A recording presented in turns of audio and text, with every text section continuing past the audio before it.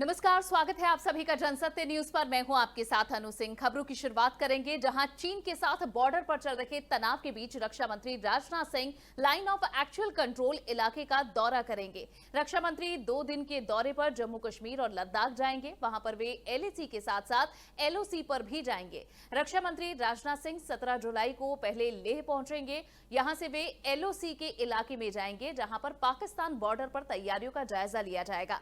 इसके बाद 18 जुलाई को राजनाथ सिंह एलएसी इलाके में जाएंगे जहां पर चीन बॉर्डर की स्थिति का जायजा लेंगे। रक्षा मंत्री राजनाथ सिंह ने इससे पहले कई बार दिल्ली में सेना प्रमुख चीफ ऑफ डिफेंस स्टाफ के साथ बैठक कर बॉर्डर पर हालात का जायजा लिया है। 15 जून को 20 जवानों की शहादत के बाद से ही बॉर्डर पर तनाव बढ़ता गया है।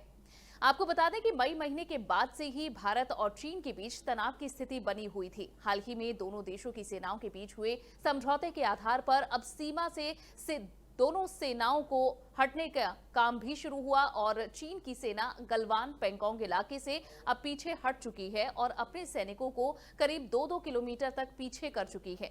गौरतलब है कि इससे पहले जुलाई के पहले हफ्ते में ही राजनाथ सिंह को लेह जाना था, लेकिन तब अचानक उनका दौरा रद्द हुआ और प्रधानमंत्री नरेंद्र मोदी खुद लेह पहुंच गए। उधर उत्तर कश्मीर के बांदीपोरा जिले में बीजेपी नेता वसीम बारी की हत्या के बाद आतंकियों ने बारामूला में एक और राजनेता का अपहरण किया है। आतंकियों के एक दल ने बारामूला जिले के रफियाबाद इलाके में बीजेपी के एक नेता को अगवा कर लिया। ये नेता एमसी वाटरगाम में वाइस चेयरमैन भी हैं। जानकारी के मुताबिक बीजेपी नेता मेहराजुद्दीन इस समय एमसी वाटरगाम के वाइस चेयरमैन हैं और इसके अलावा वे राफियाबाद में बीजेपी के उपाध्यक्ष भी हैं। बुधवार सुबह वे किसी काम के सिलसिले में घर से सोपोर के लिए जा रहे थे कि तभी आतंकियों ने बंदूक की नोक पर उनका अपहरण कर लिया। इसके बाद पुलिस को जानकारी दी गई। इस सूचना के बाद पुलिस ने सेना के साथ मिलकर पूरे इलाके को घेर लिया। नेता की तलाश फिलहाल की जा रही है, लेकिन अभी तक कोई सुराग नहीं मिला। आपको बता दें कि हाल ही में कश्मीर के बांदीपोरा में आतंकियों ने बीजेपी के नेता वसीम बारी, पिता और उनके भाई की हत्या कर दी थी और उसके बाद आतंकियों की तरफ से बीजेपी के नेताओं को फरमान भी दिया गया था, जिसमें नेताओं को इस्तीफा देने के लिए कहा गया था, नहीं तो गंभीर परिणाम देने की धमकी दी गई थी। इसी बात को लेकर 2 बीजेपी नेताओं ने मंगलवार को इस्तीफा तक दे दिया था। इस घटना के कुछ देर बाद ही सोपोर में मेहराजुद्दीन का अपहरण हुआ, जिसके बाद पुलिस और सेना अब उनकी तलाश में जुटी है। और अब बात करेंगे राजस्थान की, जहां मुख्यमंत्री अशोक गहलोत ने सचिन पायलट और उनके समर्थकों को बगावत को लेकर बुधवार को जमकर उन पर भड़ास निकाली है। उन्होंने मीडिया के सामने कहा है कि 20 करोड़ का सौदा किया जा रहा था। उनके पास प्रूफ है, जो वो षड्यंत्र के पार्ट भी थे। सचिन पायलट ही लीड कर रहे थे। ये बातें अशोक गहलोत ने कही और साथ ही कहा कि पूछ रहे थे वे कि नाम बताओ, मोबाइल नंबर दो। उन्होंने कहा कि अच्छी इंग्लिश बोलना और स्माइल देना ये काफी नहीं है। देश में हॉर्स ट्रेडिंग हो रही है, ये देश को बर्बाद करेगा। क्या मीडिया को दिखता नहीं है?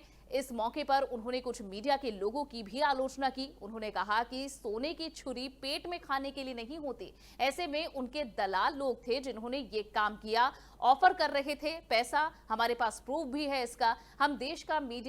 अब इस देश का मीडिया क्या सुनना चाहता है? इनको कांग्रेस से और गांधी परिवार से व्यक्तिगत नाराजगी है, अपने दिल में ये नाराजगी रखे हुए हैं, तो उन्होंने मीडिया पर भी जमकर भड़ास निकाली है। आगे कहा कि जिस देश में डेमोक्रेसी खत्म करने की साजिश रची जा रही है, मीडिया चौथा स्तंभ कहलाता है। क्या उनकी ड्यूटी नहीं है कि आवाज उठाएं?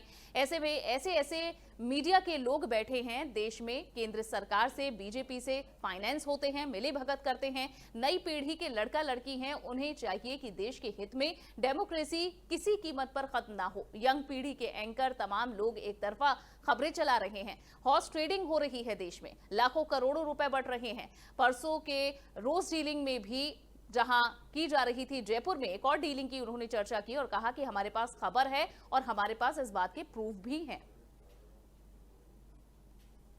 देश में तेजी से बढ़ रहे कोरोना वायरस के मामलों के बीच इस महामारी से लड़ाई जारी है और इस बीच अब आईआईटी दिल्ली ने एक नई टेस्टिंग किट को लॉन्च किया है। इस टेस्टिंग किट को बुधवार को ही लॉन्च किया गया है, जो कि सस्ते दामों में जल्द ही मार्केट में उपलब्ध हो जाएगी। मेक इन इंडिया प्रोग्राम के तहत बनी इस किट की कीमत सिर्फ 399 रुपए है। हालांकि बाजार में पहुंचते तक इसकी कीमत 650 तक हो जाएगी। आईआईटी दिल्ली की ओर से दावा किया गया है कि इस किट से 3 घंटे के अंदर महज कोरोना वायरस टेस्ट का रिजल्ट सामने आ जाएगा। ऐसे में अगर सफल ये पूरी मुहिम होती है तो टेस्टिंग के मामले में ये एक बड़ी सफलता होगी। आईआईटी दिल्ली की ओर से जो कोरोना जांच किट लॉन्च की गई है उसके दाम इस तरह के हैं। टेस्ट किट का जो दाम होगा वो 399 होगा, आरएनए किट 150 रुपए, लेकिन बाजार में इस किट की कीमत 650 रुपए तक हो सकती है। इसके अलावा अभी एक किट तैयार की जा रही है जिसमें दावा किया गया है कि इस किट का दाम इसलिए कम है क्योंकि इस टेस्ट के बाद दूसरी जांच की जरूरत नहीं होगी। जैसे अभी एंटीजन टेस्ट के नेगेटिव आने के बाद एक और आरटी-पीसीआर टेस्ट कराना पड़ता है। आईआईटी दिल्ली की ओर से अब किट को बनाने की तकनीक को न्यूटेक मेडिकल डिवाइस के साथ साझा किया जा रहा है। इसके बाद हर महीने 20 लाख टेस्ट किए जा सकेंगे। आपको बता दें कि देश में जब से कोरोना वायरस का संकट आया है उसके बाद से कई मामलों में मेक इन इंडिया को बढ़ावा दिया गया है। और इसी के साथ खबरों में फिलहाल के लिए बस इतना ही। ये वीडियो आपको पसंद आया हो तो इसे लाइक और शेयर जरूर करें। चैनल को सब्सक्राइब करना ना भूलें। नमस्कार।